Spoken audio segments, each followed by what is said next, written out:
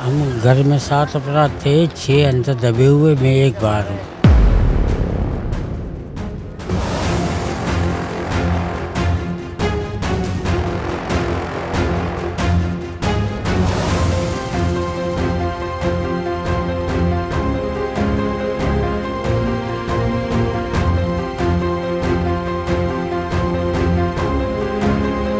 कराची के इलाके लियारी आर्ट चौक में 5 मंजिला इमारत ज़मीन बोस हो गई।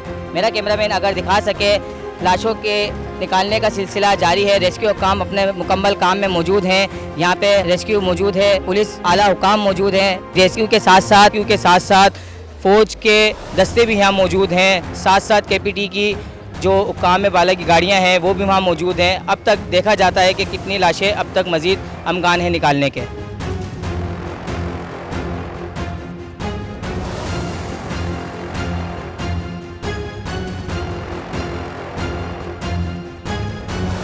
हमें तो मालूम नहीं है बेटा, मैं तो दूर रहता था, भाई मेरा रहता था छोटा, हमें मालूम नहीं है। मुझे भाई ने खाली इतना बोला कि भाई बिल्डिंग हिल रही है, घर वालों ने फ़ोन किया है। मैंने कहा आप बाहर भागो, मैं लेने आ रहा हूँ। मैं टावर से आया हूँ, रास्ते में मुझे कॉल आई कि बिल्डिंग गिर गई है। तो यहाँ सारे मोहल्ले वाले मैं भी यहीं पहले रहता था, सारे मोहल्ले वाले जमा थे। वो एक लेडीज़ को निकाला तो उसके हाथ में हमारी पोती थी। मैंने पोती ले ली हाथ से, वो मिट्टी से भरी हुई थी लेकिन वो जिंदा है, सही सलामत है। भाई का 1 घंटा पहले छोटा बेटा मिला है, छोटा बेटा 16 साल का है, उसकी डेड बॉडी है। लेकिन भाई के 2 बेटे और 2 बहुएं और एक उसकी बीवी, वो भी नहीं मिली है। अभी हम दुआ करते हैं अल्लाह ताला से और पूरे पाकिस्तानियों को कहते हैं दुआ करो जो दबे हुए हैं वो जिंदा निकले। इस वक्त हम उस मुकाम पर हैं कि जहां लियारी बगदादी में यह वाक़या पेश आया है और सुबह एक इमारत 5 मंजिला इमारत गिरी है जिसमें 5 लोग जो है वो जहाँ बहक हुए हैं और अभी भी कुछ लोग ऐसे हैं जो मलबे के नीचे दबे हुए हैं। यहाँ रेस्क्यू का अमल जारी है, यहाँ मुख्तलिफ़ इदारे काम अंजाम दे रहे हैं। यहाँ DC साहब भी अपने अमले के साथ मौजूद हैं, हमारी उनसे भी मुलाकात हुई है। लेकिन बहुत अफसोस की बात है कि 5 लोग अपनी जानों से चले जाएँ।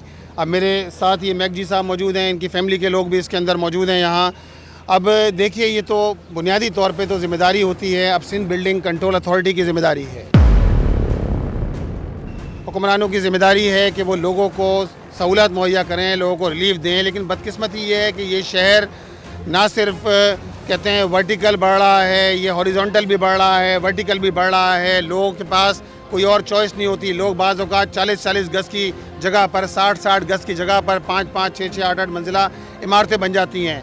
अब आप देखिए ना कि पिछले 5 साल में इस शहर में 1 लाख इमारतें बनाई गई हैं और बाज़ इमारतें ऐसी हैं जो 40 गज़ की जगह पर, 60 गज़ की जगह पर मौजूद हैं और 8-8 मंजिला इमारतें हैं। इन 1 लाख इमारतों में से जो पिछले 5 साल बनी, सिर्फ 14 से 15 हज़ार इमारतें वो हैं कि जिनके जो है वो अप्रूवल है। बकिया की तो अप्रूवल भी नहीं है, जिसकी कोई कानूनी हैसियत भी नहीं है, ना उसका जो है वो इंफ्रास्ट्रक्चर की कोई अप्रूवल है, ना ही उसके अंदर जो है वो डिज़ाइनिंग है, ना कोई और चीज़ है और वो इमारतें खड़ी हो गई हैं। अब ज़ाहिर बात है किसी भी डिज़ास्टर की सूरत में ये इमारतें गिर सकती हैं। लिहाजा सिंध बिल्डिंग कंट्रोल अथॉरिटी को चाहिए कि वो इन इमारतों को, अगर नोटिस दिया गया है तो ना सिर्फ सिंध बिल्डिंग कंट्रोल अथॉरिटी बल्कि हुकूमत सिंध की ज़िम्मेदारी है कि इन लोगों को कंपनसेशन दे। जानों का तहफ़्फ़ुज़ असल चीज़ है, जानों का तहफ़्फ़ुज़ प्रायोरिटी होना चाहिए, तरजीह अव्वल होना चाहिए। जान से बढ़ के कोई चीज़ नहीं है।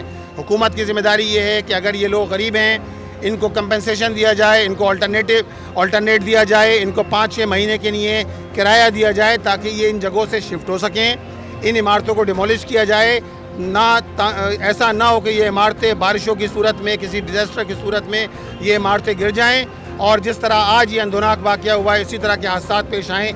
इस पूरे वाक़े की हम मज़म्मत भी करते हैं। हम हुकूमत सिंध को भी ये बात कहते हैं कि फौरी तौर पे एक्शन लें। हम सिंध बिल्डिंग कंट्रोल अथॉरिटी को भी कहते हैं कि जनाब, आपका जो असल किरदार है, आपको असल किरदार अदा करने की ज़रूरत है। आपका किरदार हमें शहर में कहीं नज़र नहीं आता। जा बजा शहर कंक्रीट का जंगल बन गया है। जा बजा शहर के अंदर हम देख रहे हैं कि किस तरह हम देख रहे हैं कि 40-40, 60-60 गज़ की जगहों पर जो है इमारतें बनाई जा रही हैं। इसी तरह पोर्शन माफिया है वो अलग है और एक रिश्वत और सिफारिश और इसी तरह आप देखें इनका धंधा चल रहा है और वो सिंध बिल्डिंग कंट्रोल अथॉरिटी और इनके DGs की नाक के नीचे हो रहा है। तो पिछले 5 साल के अंदर आप उठा के देख लीजिए ये सूरत हाल है। इस सूरत हाल से अगर निकलना है तो फिर हमें इस पूरे वाक़े की इन्वेस्टिगेशन करना पड़ेगी, लोगों को फिक्स करना पड़ेगा कि कौन लोग हैं जो इस पूरे अमल के अंदर इन्वॉल्व हैं और क्यों इंसानी जानों की कीमत पर ये सारा काम किया गया है।